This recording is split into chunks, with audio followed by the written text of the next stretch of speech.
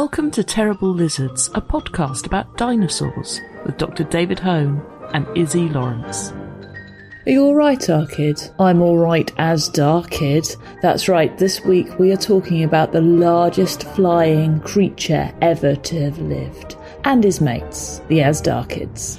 Hello! We are going to talk about Flappy Flaps. And so we've got two to choose from. You can either pick the Azhdarchids or the Ignuranathids, or however you say any of these words. And Ignuranathids. N usually comes before Z, so... But in the list that you've given me of possible topics, it's the other way around. Because I probably didn't do them alphabetically. No, you didn't. So, so which one are we going to go with? Which is bigger? Oh, the Azhdarchids. Well, should we go big before we go small? Let's go big. Boom. All right then. So, Azhdarchids, here's what Izzy knows. Let's summarise Azhdarchids. Interesting spelling. Obviously some type of pterosaur. The end. You're running out. So Azhdarchids are a classic example of something where everyone probably knows one but don't know that they know one because, as we said, they're big. Quetzalcoatlus. That's big. There's your Azhdarchid of choice. I know quite a lot about Quetzalcoatlus. I can't say the name, but I know quite a lot about it because it has the same wingspan as a Spitfire. Give or take, yes. So we've covered various groups in the past that actually have some historical context that's similar, not least our favourite little alvarezsaurs, in the sense that there were all kinds of bits knocking around for a while that didn't make a lot of sense until we found most of one. But the kind of history actually of Azhdarchids more or less starts with Quetzalcoatlus and the findings. I can't remember now if it was the late 50s or early 60s, but around that time where famously most of a unbelievably enormous wing was found in Texas. And this is the famous Quetzalcoatlus northropi, giant 10-metre wingspan animal, which you'll see estimates going up to 15 metres and other ridiculous things knocking around. A Spitfire's 11 metres, so I'm going with roughly same as a Spitfire. 10 to 10.5 is kind of the current convention of where everyone's more or less happy, because as usual, we don't have a complete specimen, we don't even have a complete wing, and working out exactly what the wingspan is anyway. But that was the famous thing, that got a famous Nature paper. Oh my god, pterosaurs are massively bigger than we ever dreamed of before, and we already thought they were much, much bigger than other birds. There was pteranodons knocking around at 6 to 7 metres, but 10 metres is a hell of a lot more. And again, when you remember, you're cubing things when it comes to scaling up, so it's not just 30%, 50% wider, it's also 50% taller and 50% longer. That's massively, massively, massively bigger. And not too long afterwards, some other material was found, including most of a skeleton, a fairly good chunk of a skeleton, of a much smaller individual, about 5 metres in wingspan. And this was named Quetzalcoatlus Spur, SP dot. Which is the convention for species. It just means a species of Quetzalcoatlus. So it's not Northropi, it's another one, but we haven't named it yet. In my world, SP means spelling mistake. Yes, also that for copy editors. And their things basically sat for until last year. So we have this, this is a classic tale in paleontology. I'm not sure we've talked about this for any dinosaurs in particular, but there is a convention that with fossils, particularly for things like dinosaurs, if someone is working on that specimen, it's kind of theirs to do with as they like, by which I mean we talk about science being open and data needs to be publishable, and we talked about private specimens and how they're not accessible and bloody blah. But the thing is, fossils are in that way, particularly with things like this, unique in that if I want to study elephants and I have a rival who also wants to study elephants, we can both study elephants. You can, Dave. I'm not going to stop you. I mean, my elephant study's going to be better, but we can both go and find an elephant skeleton, or both go and see an elephant, or whatever it is. If you've spent huge amounts of time and effort, and let's be blunt, money, finding and excavating a specimen, and it is the only one in the world, as soon as you tell everyone that you've got it, the idea that they can then descend like a horde of vultures and do all the work that you had planned does seem unfair, and therefore there is this convention that as long as you're working on it and you've got plans for it, it's kind of yours, you know, and you can politely but keep other people away. And most people are very good about this, and if you're interested in doing some research they have no interest in at all, they'll happily let you see specimens, work on them, even publish that data, blah-de-blah-de-blah, as long as you stay away from the one thing you're interested in. But what you do get sometimes is people go, oh, no, I haven't done it yet, but I am going to do all of this, so just hang tight. And Wan Langston, who was the man who was sitting on this stuff, God bless him, because I met Wan and he was a lovely bloke, basically just sat on it until he died. And it was only after Wan passed away that anyone could work on Quetzalcoatlus, and that's why it's taken 70 years. Wow. I mean, I do imagine, though, if you're going to sit on anything, you know, a Quetzalcoatlus wing, I mean, it's like a magic carpet ride, really, if you're just going to sit on that for ages. Yeah, but there was a bunch of other material as well, and as we'll get to in a bit, there are loads of Azhdarchids out there. They're now a group that are really quite well known, at least in the fact that we've got lots of bits of them in all kinds of different countries all over the world. They were clearly quite common in the late Cretaceous. There were lots of them, but they're all very, very, very fragmentary. And the Quetzalcoatlus Spur specimen, which has now been named just recently Quetzalcoatlus lawsoni, after the guy originally found it, was like the one good specimen. And yet we were just sat on it and no one worked on it.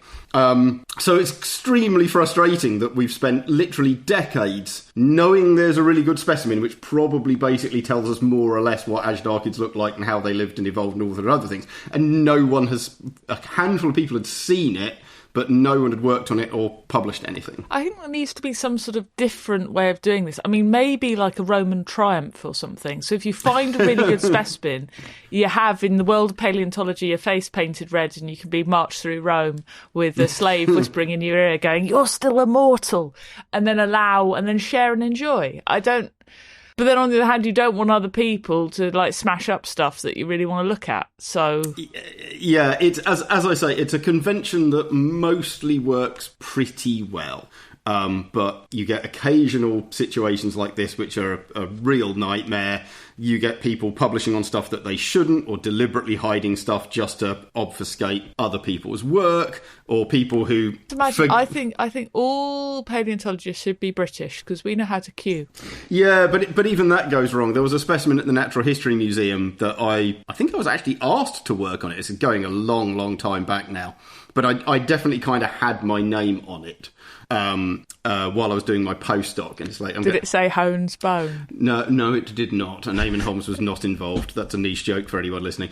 At one point, I got an email from a colleague of mine going, "Oh, Dave, by the way, I've been looking at that specimen at the Natural History Museum, and I've drafted up a paper, and would you like to be involved?" And I went, "Well, I would like to be involved, because I thought this was mine and that no one else had access to it."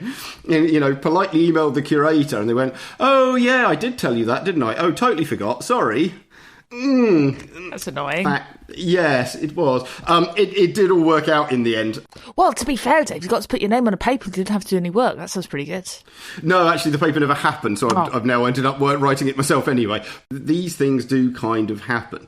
But it meant that Quetzalcoatlus had been, and indeed Azhdarchids as a whole, these almost kind of mythical animals, in the sense that we knew there was stuff, but no one had any data, and so that's left to all kinds of often weird interpretations about them, and a lot of hyperbole and stuff from people who didn't know better. Not that the scientists themselves necessarily knew better, because they didn't have the data either, but it wasn't exactly great. But anyway, let's talk about Azhdarchids a bit more generally. Like Quetzalcoatlus is the only one that anyone's heard of. So they're not all massive. The smallest ones, I think, are about 4 to 5 metres in wingspan at adult. For a moment there, I thought you said 45, and I thought, that's big. No, 425, up to... 425 minutes! Sorry. Yeah, 10-ish. actual complete skeletons, so there's this good Quetzalcoatlus. In fact, there's a bunch of Quetzalcoatlus lawsoni. There's not just one good skeleton. There's also lots and lots of other bits. So you can actually make up, almost multiple complete good skeletons from all the bits. There's actually also a thing from China called Zhejiangopterus, which is certainly the main specimen, is truly complete. It's got a skull and everything, which for Azhdarchids is, like a unicorn. Unfortunately, it got described once in 1991 in a short paper by a pair of Chinese authors with only half a dozen measurements and a couple of very, very rough drawings indeed, and a horribly out of focus photo. And that's it. And it's genuinely a specimen far, far better than the Quetzalcoatlus one. But again, absolutely no one's seen it apart from these two guys 30 years ago. The paper's very little information. It's like a bit like alien autopsy. Yeah, there's a second specimen, but I don't think bits of it have been measured, but I don't think it's ever even been drawn or photographed. It's a real... That one could have fixed it as much as Quetzalcoatlus. Can't we get like a super rich person to bribe these people? That would be useful. But they are big. They include the biggest pterosaurs. They all lived in the late Cretaceous, going right up to the end Cretaceous. Quetzalcoatlus doesn't go to the end. It's something like 70 million years, so pretty close to the end, but not right up there. They do get to the very end. They are the last of the pterosaurs. There is a tiny number of pterosaurs that go basically right up to the KT boundary, and the Azhdarchids are in there. There's one neck vertebra from the Hell Creek, which I'm actually working on at the moment. It's been described already, but I'm doing a bit of revision on it with some other people.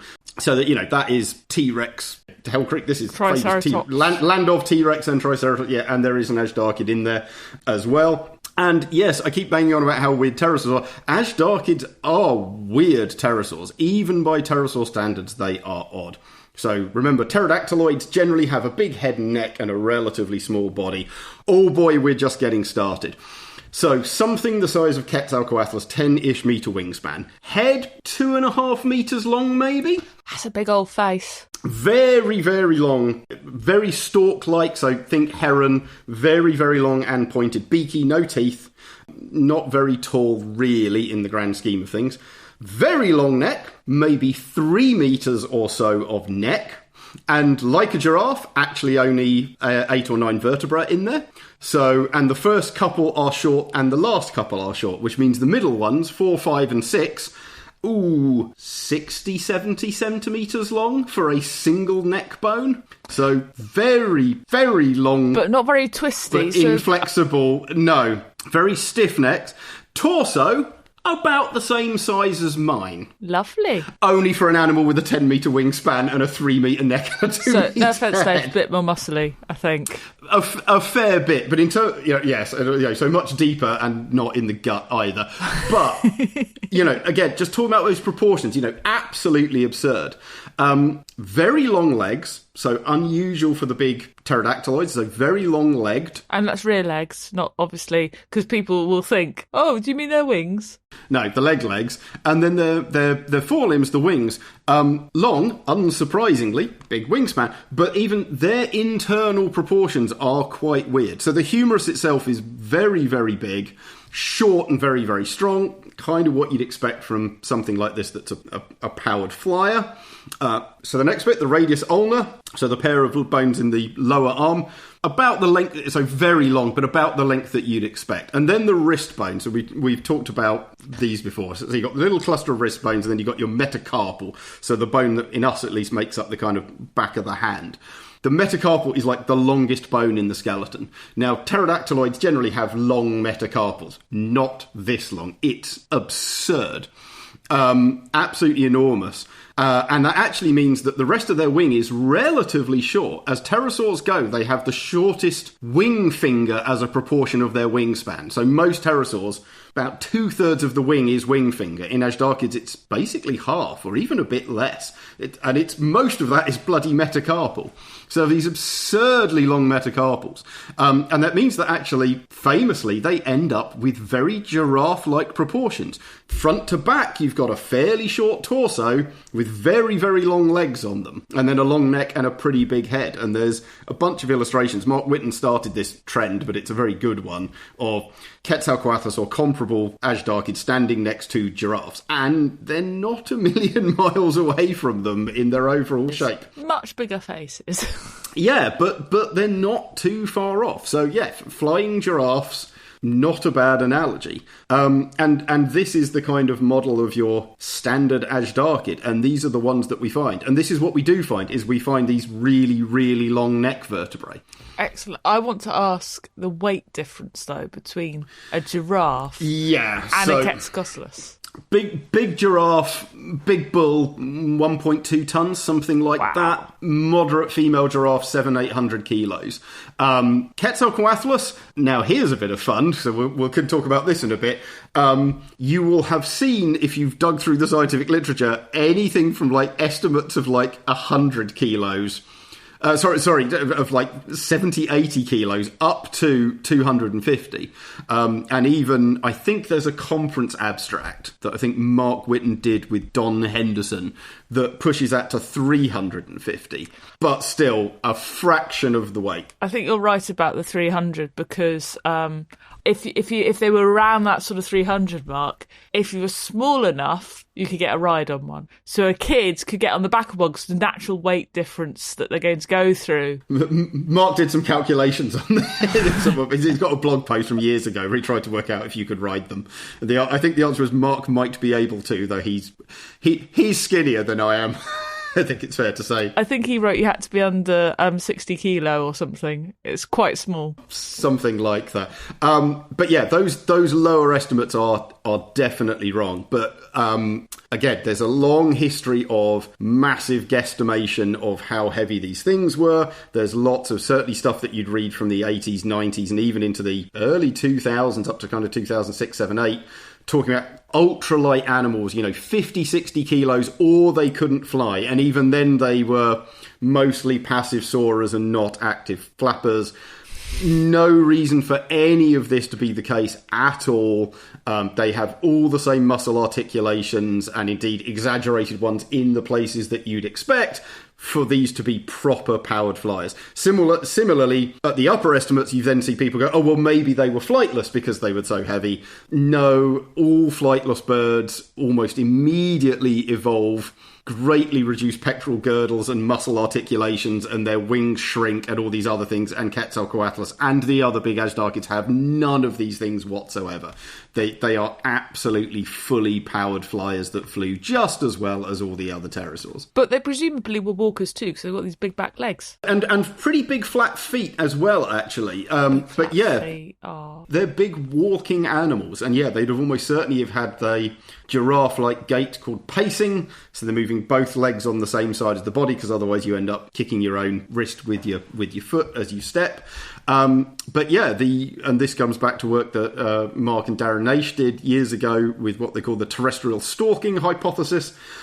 In other words, these animals are acting, actually we talked about this with spinosaurs, but not a million miles away, giant herons or storks or ground hornbills or something like that. They are mostly walking around and grabbing small things that they can swallow whole. Again, old stuff in the literature, vulture-like animals, supersaurers, only scavengers. They're not scavengers, they haven't got the head shape or the beak shape. They just wouldn't function like that. Can't tear stuff up. They just couldn't do it. Various things of that, them being aquatic skimmers or fish eaters, or there's even been stuff much more recently, like in the last 5 years, arguing they're pelican analogues. Well, no, because as Darren and Mark have pointed out, the vast majority of their fossils are found in terrestrial settings, including deserts. If you want to pick a place that pelicans don't do well... Hey, that's when you want a big neck full of water, though. A heavy neck full of water in the desert. That'd be nice. In the desert. So big terrestrial predators is probably what they largely were. And then things get a bit more interesting because, again, from Quetzalcoatlus and then all these isolated neck vertebrae that we'd found all over the place, and I should say, at this point, we've got them, there's a bunch of them in Africa, there's a load in Mongolia and China, there's a load in France. France is really good for Azhdarchids for some reason. And down in Transylvania, they were almost all very, very, very long, these ridiculous tubes. And actually, to deviate from where I was going for a minute, they are weird So I think we've talked at least a little bit about vertebrae before in general, and what you usually have is some kind of cylinder at the bottom, which is called the centrum, and above the on the top of the centrum, there's a little kind of divot or a hole, and that's the neural canal where your nerve cord runs through, and then there's all the gribbly bits on top, which is the neural spine, so the spike that goes up, and then various other processes. But that's your main thing. So first of all, for Azhdarchids, so imagine that kind of classic one. First of all, obviously stretch it out to an unbelievable, ludicrous degree, because these things are like so go from hockey puck to like kitchen roll. Not even like middle of a kitchen roll, and then two of them back to back. 10, 12 times as long as they are tall. Christmas wrapper. Yeah. Right. We're getting onto that. So first of all, do that, and then basically take the neural spine and all of that stuff, and then just squash it like into the centrum. Remember, the centrum's hollow, pterosaur, hollow neck, hollow bones. Just squash it in, and so what you're left with is this like tube with a couple of little bits sticking out the front and back for the articulation, and literally, if you're lucky, a bit of a ridge somewhere in the top. Even often actually two little bits of ridge, one at the front and one at the back, and nothing in between. And now the neural canal runs through the middle of the centrum. That's what they've done with their vertebrae. I mean, just how cylindrical they are. So there's the one I worked on in Canada, Cryodracon. God, I can't even say the name of my own species, right? And there's this isolated giant neck vertebra with the two ends missing. So it's basically just the tube bit in the middle. And when that was discovered, people thought that it was a tyrannosaur leg bone. Because it's a really big, long, hollow tube, and that's what tyrannosaurs have. Tyrannosaurs also have hollow leg bones, because the tyrannosaurs, so they're pneumatic, and it's a big, long, thick, fat cylinder. So that's what it is. No, it's a pterosaur neck bone. That's the one that's bigger than a tyrannosaur leg. They're mad. Absolutely mad animals. So their necks are insane. And then this is the critical bit, the long-necked ones. And we thought that they were all just long-necked until this one turned up in Transylvania, which is short-necked. All the other proportions seem to hold in terms of... I know why. Because vampires. So you want a shorter neck, less of a target for Christopher Lee. No. So... Hatzegopteryx, which is a name that people might be familiar with. So Hatzegopteryx is this similar size to Quetzalcoatlus, 10 plus meter wingspan. I think we've got a humerus with Hatzegopteryx, but functionally very, very similar, except it's got a really short broad neck. In other words, rather than going what we think of for, perhaps rapid striking, if something is long and thin with a long thin neck, long thin head, that's very good for a rapid poking at things. It's a much shorter, stronger neck, better for basically stabbing stuff. Cool. And if you remember, so I mentioned Transylvania, if we remember back all the way to, I think, Series 1, Ballur Bondok are weird... birdie thing. Is it a weird double-clawed dromaeosaur or a weird early flightless bird or whatever the hell it is? It's kind of what you'd expect something weird to be because it lives on these isolated islands in an archipelago. That's where Hatzegopteryx is. Hatzegopteryx at this point is probably the biggest predator in the ecosystem because we've never found any carnivores bigger than Ballur. So this is where pterosaurs were the big predator knocking around. Okay, we've got, stuff in the Hell Creek. Tyrannosaurs are still there. Tyrannosaurs are going to rule the roost in that regard. But in Transylvania, at least, and in that basin, Hatzegopteryx looks like it was the big one. And we've now found other short-necked Azhdarchids. So they do appear to split into these two different body types.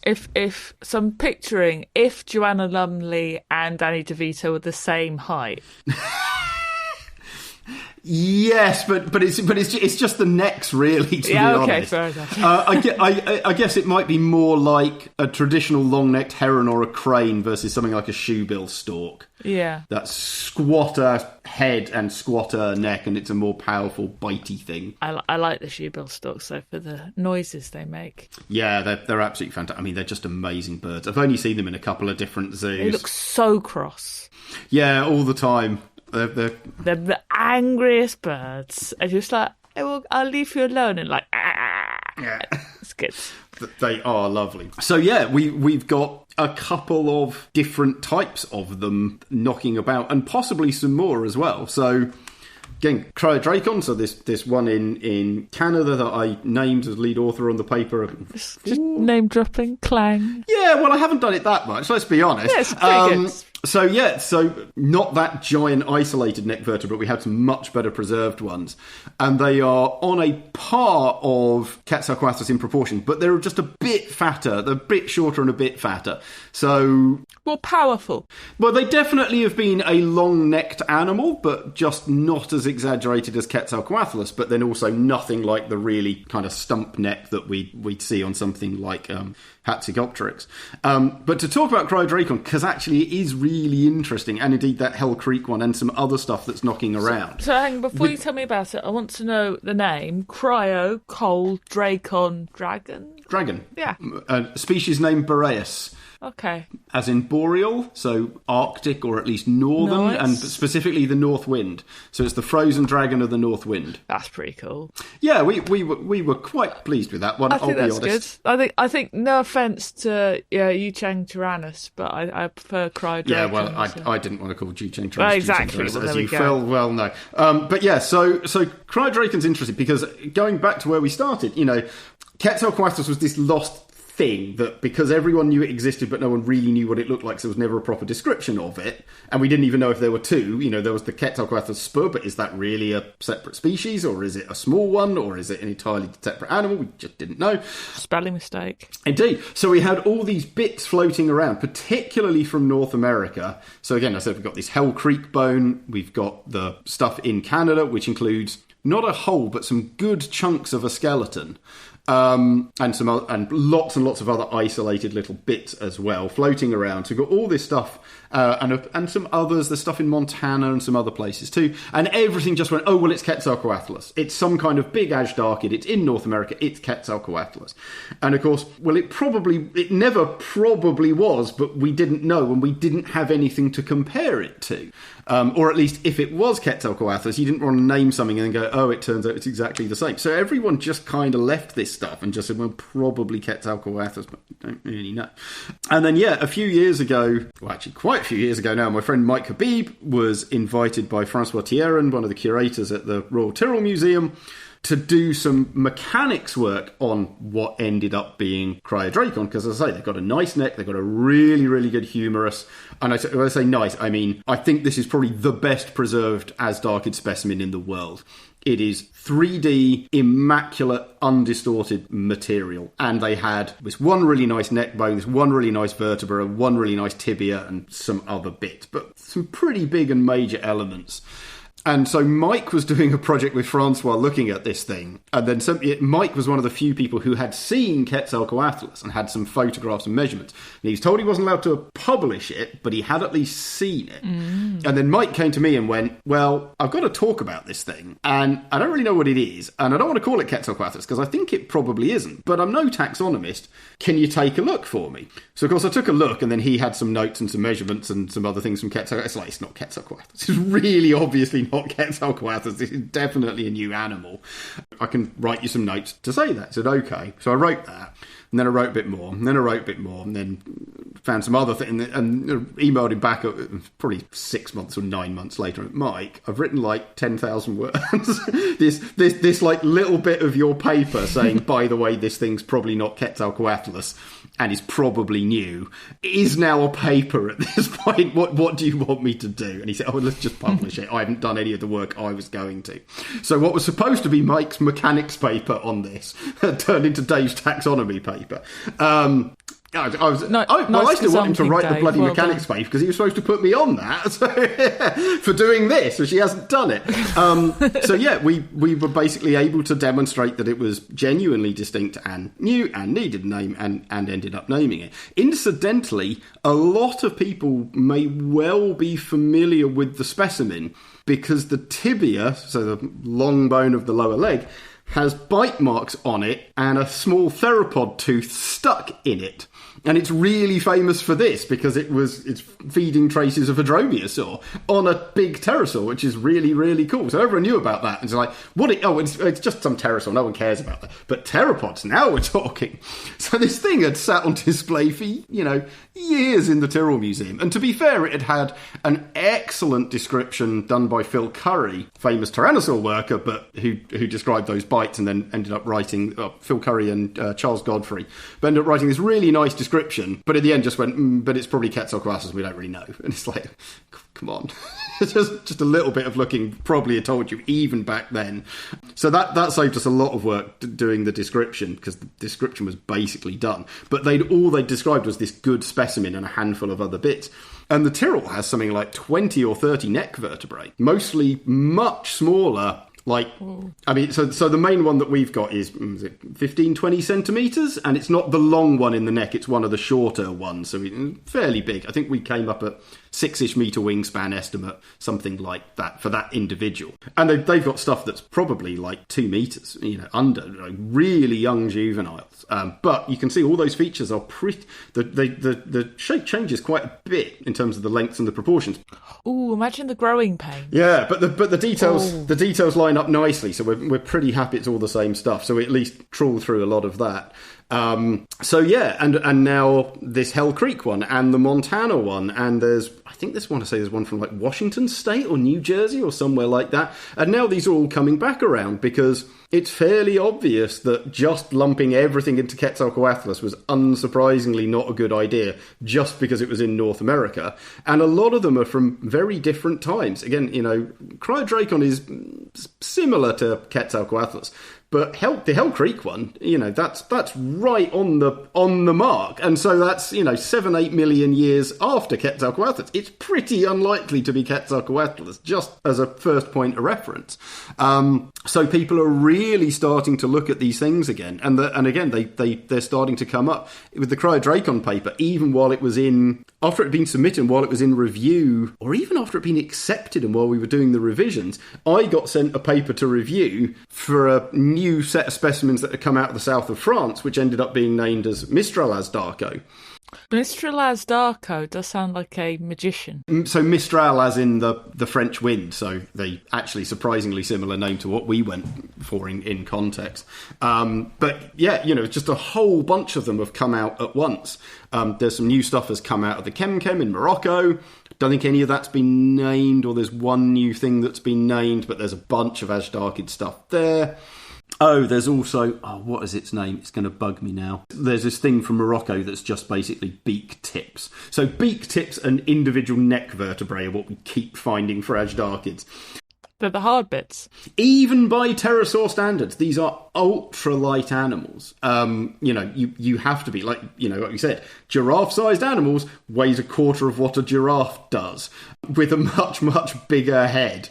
Unsurprisingly, for all that we've talked about in previous episodes about just how thin pterosaur bones can be, the Azhdarchids, take this to the next level and are extraordinarily thin-boned. In fact, it's incredible that the necks survive at all, really. And then coupled with that, of course, they're mostly hanging around in terrestrial environments, which is really, really bad for preserving stuff. So between those two, it's really not a surprise that their fossil record's fairly terrible. And I'd actually flip it on its head and say, it's amazing we've got as much good Azhdarchid stuff as we have. There could have been like many, many more species of them. If you go back into the past, it's mostly pterosaurs. Probably not mostly, but I bet there's more good stuff out there to come. I mean, the one that has always surprised me is Mongolia. If I remember rightly, there's like 1 or 2 good neck vertebrae have come out of the Mongolian desert, which has produced all these Protoceratops and Velociraptor and all these nests of eggs, and even soft-shelled Protoceratops eggs, and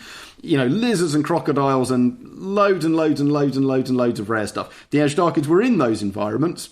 Oh, of course, said there's one neck vertebra. There is one neck vertebra. I think Takasuhiji described that. There's also the indeterminate wing element that I described inside a Velociraptor. Oh, yes, of course. Yeah, so well done, memory banks. So there's at least 2. They're definitely around, and yet even in an environment that preserves stuff that well, they're not turning up. They're just so fragile. which is a real pain. That they are incredibly hard to find good ones of. And again, if we've now got, as I say, basically 3 good skeletons, and 2 of them are these Zhejiangopterus in China that no one's seen for 30 years, and the other one got described last year. So we have been a bit short on data of these animals since they first turned up 60, 70 years ago. I think it's interesting because you spoke about this because a kid asked the question when you did your Spinosaur talk at the Royal Institution. And I find it very interesting because it's also with the Spinosaurs, it is that front of the face that survives. Yeah. So that's presumably, you said in the answer to that question, it was because there's not much meat there, so it's more likely to get left by... Yeah, it's a thing that's not going to get fed on, and then it's fairly solid. Yeah. But also, it makes sense if you've got very fragile bones, that the bones that survive are the cylindrical ones, just because of how strong a cylinder is compared to other bones. Yeah, I guess that's true, but then I'd still... Like, the humerus is relatively solid, the femur is relatively solid, and of course pterosaur femora, unlike dinosaurs, don't have a lot of meat on them because they've got dirty grey muscles up front and not a lot in the back end. But everybody likes chicken wings, Yeah, true. But we'd expect to find... I would expect to find things like toe bones, which are still pretty solid. And we get... when you get into microsites and places where lots of little bones have accumulated, so little like creek runoffs and stuff... little toe bones for things like dromaeosaurs are really common. All right, they're rare, but in the grand scheme of things, you find loads of them. We don't have them for pterosaurs, or at least for the Azhdarchids, and they're the kind of things that I'd be expecting to find more probably than neck vertebrae. But remember, they've got 50% fewer toe bones than... Because, the claws on their arms of the dromaeosaurs, they've still got little fingers. Yeah, but so do pterosaurs. They've got their 3 free fingers. But that's okay. And then 5 toes, 5 full toes, and the metatarsals, which are nice and big and fat as well. I thought of those more as sort of wingy bits. Yeah, I think that's most of what there is to say about Azhdarchids. So Cretaceous animals, very well widespread. I'm trying to think what we've got in the Southern Hemisphere. I'm sure we've got some in the Southern Hemisphere, though they're not immediately coming to mind. I bet they got into the Southern Hemisphere. I want you to talk about the fact that I often see these drawn with massive, like we said, the pelican sort of pouches and that sort of thing. Yeah. What sort of size creatures could these eat if they were that big? If they've got a 2.5 metre head, could they swallow me whole? No. So 2.5 metres long, not very wide. So again, a crane is a really quite good analogy here. For even a skull that long, the width at the back is going to be 20, 25 centimetres. So really quite narrow. And they're not going to be able to distend or disjoint the back of the jaw. So they're going to be eating small things. I mean, Mark, years ago when they first came up with this, illustrated them hiking up a baby sauropod, and that has become its own meme now. There's at least 2 different toys you can buy where it's a nice Azhdarchid model and it's got a baby sauropod, because toy companies are nothing if not massive copyright rip-offs and exploiters. I thought for a moment you were going to say a baby without the sauropod bit, and I thought, well, that's unfortunate, but true. I mean, wouldn't have one babysitting for you. No. So yeah, then they're not eating big stuff, and but again, that's not necessarily a problem. If you look at things like ground hornbills, so the big African ground hornbills, there's the northern with the blue head and the southern with the red head. They're eating mice and lizards and locusts and things like this, which are really quite small compared to a very sizable bird indeed. And so the scaling is actually not dissimilar, and the kind of things that they could swallow, and I'm sure it included lizards and snakes and early mammals and probably fish when they're around lakes and all the rest of it. But yeah, they're going off stuff that would be considerably smaller than us, which for their size is not that big. It's pretty small stuff. Might be a bit different for the broad-necked ones or fat-necked ones, that they are stockier necks, they are stockier skulls that are wider at the back, and they've probably got more killing power going into that head and neck. So maybe them, but then we'd still be pretty big and heavy. Yeah, heavy is the thing, got to take off. That's the other thing. If they only weigh 250 kilos themselves, even if we push that to the upper estimates of like 350, I weigh 100 kilos. They're not getting off the ground at that point. And I'd fill the torso, and they've got lungs and livers and bits in there. There's not room. So yeah, I think they're walking around, grabbing what they can. The big herbivores are going to ignore them. The big carnivores, they can just take off if it's a threat. And anything scurrying around at their feet, there's a chance it's going to get spiked and swallowed. And is that partly why they've got such a big head? Because why don't they have, because their necks are quite stiff. So in order to reach the ground, is that why? Yeah, so that I think is the one, I wouldn't necessarily say problem, the one oddity of this idea is that you would think that some extra neck flexion would be much more effective for trying to grab something that's running. You've only got one or two shots at it before it's gone. And so something that has more articulation and flexibility is probably a better way of doing it. Because swans and geese have got really flexible necks. Yeah, but they're also much lighter. Okay. So you got to remember that because things scale in 3D, an animal this big, however much it has reduced its weight of its neck and its head is very light and its neck is very light, they are still fundamentally pretty big things. They are quite a long way out from the body. That needs stuff to hold it up. That's putting weight on. And yes, if you have more articulations, you need more muscles to move that. And then that's putting more weight up front, which is awkward. Does this also mean they've got quite small brains? Oh, God. I mean, not that we've got... As I say, Zhejiangopterus is the only near complete skull we've got. And even that, I think the back of the skull is missing. But you can see from the shape that it's, the brain case is going to be tiny. But yeah, if there's, as I say, not necessarily a problem or a flaw in the hypothesis, there's one thing that doesn't quite fit and needs some work and some thought, and no one's ever done it. It's exactly how are they moving that head and neck, and why isn't a short but light neck going to be more effective? Because it's not a question of just reaching the ground, because if you took Quetzalcoatlus and shrunk its neck down to 20 centimetres, its head is long enough that it can basically reach the ground at that point. So that long neck is there in some way, shape or form for a reason. Quite what that is and quite how it works is very unclear. So this discussion was doing the rounds on Twitter again recently, and I can't remember why exactly. I think something to do with Prehistoric Planet. Oh no, it wasn't. Someone had put a comment on some thread on Instagram, and it ended up on Twitter where I saw it, about the wing position. First of all, I should say, these necks, we've mentioned, are stiff. You occasionally see reconstructions, and there was at least one Azhdarchid toy in the 2000s that basically gave it this heron-like S shape. They can't do that. That would dislocate the neck at least twice, and be very, very bad. So the neck is sticking out straight in front, much more like a swan or a goose, and then the big long head in front of it. They're about as light as you can make them, as far as we can tell. But also, remember, that body isn't very big. Okay, yes, there's a lot of wing muscle and stuff. But still, it's a lot of weight in the grand scheme of things sticking out in front. Do they have a tail? A nub. Oh. They're pterodactyloids. The tail's basically not really there.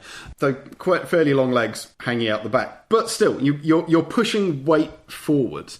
And if you're a flying animal, actually, this is true if you're a ship as well, but you don't need to worry about ships. But flight, it's a bit more of an issue when you're operating in 3D.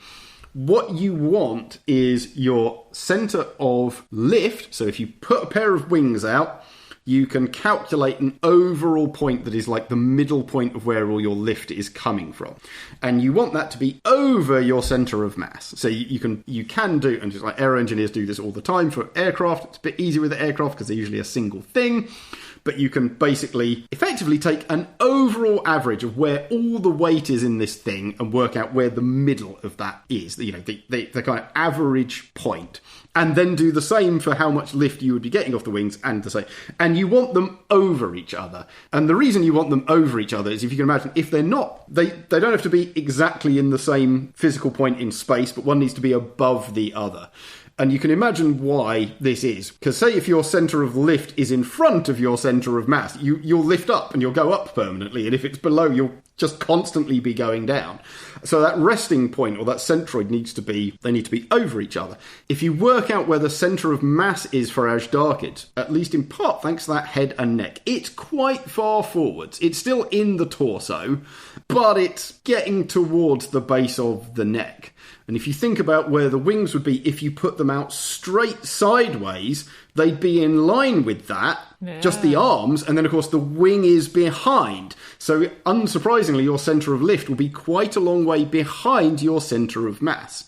Now, you can't redistribute the mass. It's an animal. There's only so many things it can do, and it can't, like, fold its legs forward or fly with its head just tipped up vertically or something like that. What you can do is move the wings. So if you sweep the wings forwards as if you were a pterosaur, as if you're going to clap over your head. Now, obviously, don't bring them that far, but bring them up and forward until you're starting to do a Y shape if you're doing the YMCA dance. Which we always do before we start recording. Which, of course, is then shifting your wings forward. Your centre of lift is going to shift forward with them. And so big Azhdarchids, well, actually Azhdarchids in general, and probably a bunch of the other bigger pterodactyloids as well. So things like Pteranodon and the toothed ornithocheiroids, and stuff like that, in their not quite resting flying position, but if you imagine they're just gliding for a minute and they're not flapping and there's not any complicated mechanics going on, what would they look like if they were just sat still and gliding along a bit? Those wings would point slightly forwards. Nice. They would not stick out sideways. They would point forwards. And that is absolutely a thing. That is exactly what it's been predicted from their calculated centre of mass, but there's been a couple of papers calculating this, and that's what happens. The centre of mass for big pterosaurs, because of that head and neck, unsurprisingly, is quite far forward. And if you push the wings forward, that's how you fix it. Nice. Do they have any extra, flying membrane or membrane for their rear legs at all? So, there's no preserved wings that I know of for an Azhdarchid. There's one possible one. There's a Brazilian specimen in Germany, which we don't know what it is. It's definitely an Azhdarchoid, so Azhdarchids and a few of their earlier relatives, but it's incomplete. There's a bit of a wing bone, most of a leg, and then a nice wing membrane. But oddly enough, once you've not got the head and body, it's really hard to tell them apart. So I think it's listed as like Azhdarchoid definite ? Azhdarchid. So that's the nearest thing that we've got. Pterosaur membranes are universal. So there's no reason to think they wouldn't have had a small uropatagium, so the leg membrane, or cruropatagium, sitting between the legs. But it would have been just a little kind of strip up the middle. It's not going to do very much in these guys. But they got long legs though, so... They have, but it's... and I'd still expect there to be an ankle attachment on these, but it's really not shifting the lift that much.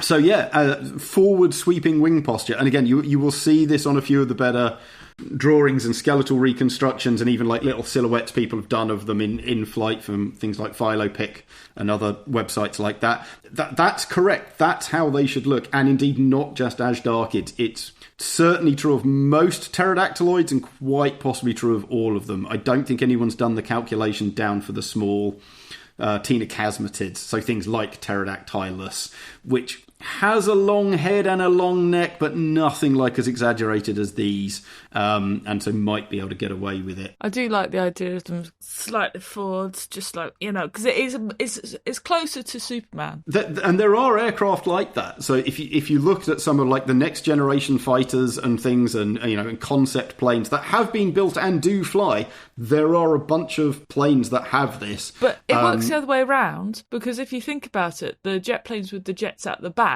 always have their wings pointing back, because that's where they need the lift, presumably, as well, being more aerodynamic. I don't know enough about planes. I know a bit about planes. It's obviously, first of all, when you've got a fixed wing aircraft, which they usually are, you're playing around with a different kind of stuff, and then B, particularly when it comes to fighters, you're trying to do certain things. So the anterior wing sweep that you get on some fighters, there was a Russian one, I want to say it was one of the Sukhois, that really went in for this, and there was an experimental American one which they built and then didn't move forward with it. But what they're basically trying to do with those is get extra agility. These things turn much, much better than the others, but there's then all kinds of other trade-offs of efficiency or steering up faster than supersonic and all kinds of other stuff. I'd say Quetzalcoatlus or an Azhdarchid is going to be way more like dynamic in the air anyway, because it could just tuck. Probably not, because it probably can't handle the G-force. the probably bones are going to shatter if it tries to pull a 16G turn or something. It also probably doesn't need to.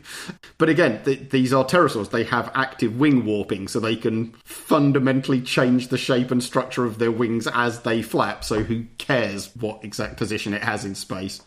Were there flying birds towards the end? Because if we're looking at an Azhdarchid that's coming right up to that borderline of the Cretaceous, you know, the big bang, boomy meteorite, we've got them then. Have we got flying birds then? Oh God, yeah, we've had flying birds for 100 million years at this point. Birds are Middle Jurassic, we're talking end Cretaceous. Well, I know birds are Middle Jurassic, but we've got lots of walking ones. We've got powered flying true birds at the latest in the late Jurassic, because that's when Archaeopteryx is.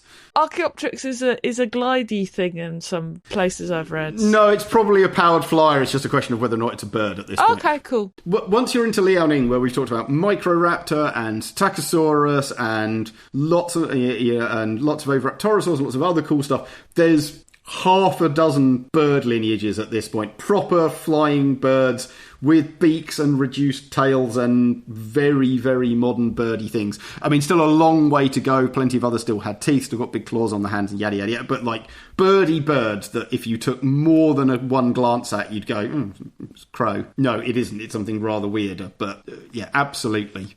50 million years before the Azhdarchids, you've got birds. Bet you there's loads of ground nesting birds for a nice hungry Quetzalcoatlus to...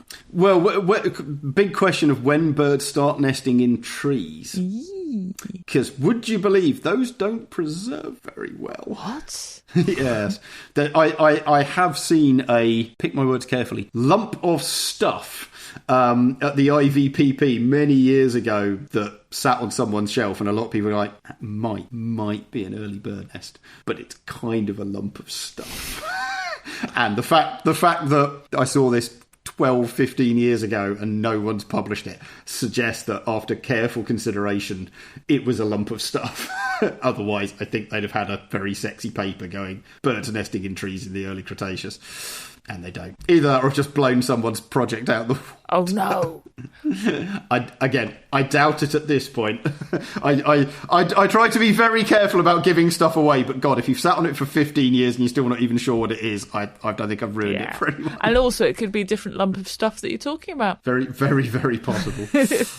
When we say the neck's quite stiff, on land, could they... Because I know when they're flying, it'll be out flat in front of them. But on land, is it... I mean, it will bend over, but this is the difficulty. When we've got barely... Again, the Quetzalcoatlus good skeleton that we've got is about the only one you could work on, and it's just been described.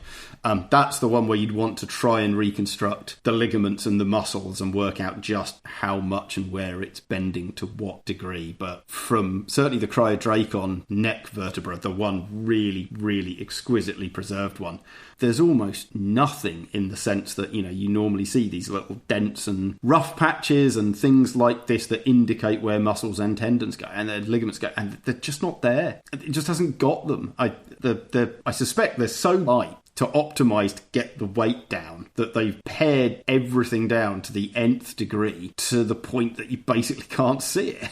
So they've got really quite weak necks in some respects. Well, it depends, because think about how muscle. So think about things like cranes, and by which I mean like mechanical metal things that we use to pick up and move stuff around on ships and stuff.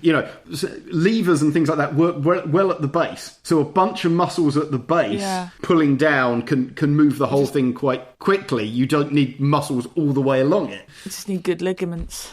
to hold it together. Right. So if a Quetzalcoatlus has a sore ligament, they'd have got tendinitis, is what I'm thinking at some point. Yeah, but you know, this is where you start getting into kind of real speculation of things like, what if they're doing something totally weird? They're Azhdarchids, they're pterosaurs, they're ludicrously pneumatic. And remember, air sacs don't just go inside bones, they sit inside the body as well. They could be inflatable. Yeah, you know where this is going.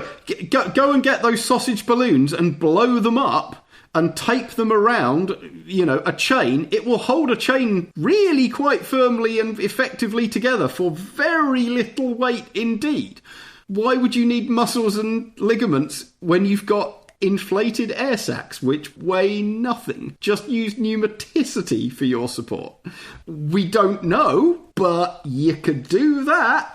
I mean, if you work that out and you worked it out, there would be a limit to how high they could fly. How do you work it out? The necks basically don't exist. If you look at sauropod necks, you can see. But think about air pressure, all the Dave. cavities and cavities and cavities. They just don't have it. They're pterosaurs. But think about the air pressure, Dave, because if they go too high up with an inflatable neck, they'd explode. Oh, yeah. At a certain height. That'd be hilarious.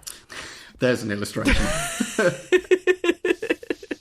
Well, there we go. So that was Quetzalcoatlus and the Azhdarchids. Azhdarchids. Who I very much like because they are insanely big, stupid, inflatable space herons. I like it. Done. Inflatable space heron. That's the title of the episode. Fantastic. So, yes, we will be continuing our series on Flappy Flaps next week. If you want to get in touch, please do email us and do all the rest. Thank you a huge amount to everybody who's supporting us on Patreon. It does mean the world. And we will be back with you next week. That's terrifying. Thank you. Thank you for downloading this episode of Terrible Lizards. To support us, please become a patron on patreon.com/Terrible Lizards. If you can't do that, don't worry. Just leave us an amazing review on your podcast app. Also, you can check us out on Twitter. I am ISZI_LAWRENCE and Dave is DAVE_HONE. You can also check out our books. Dave's got a load of dinosaur ones. I've got a load of children's ones. I also do other podcasts as well. Go to ISZI.com. If you have dinosaur questions, you're going to want to email terriblelizardspod@gmail.com. That way we can answer them in the questions episode. I think that's all I have time to tell you, but thank you if you support the show already. You are amazing.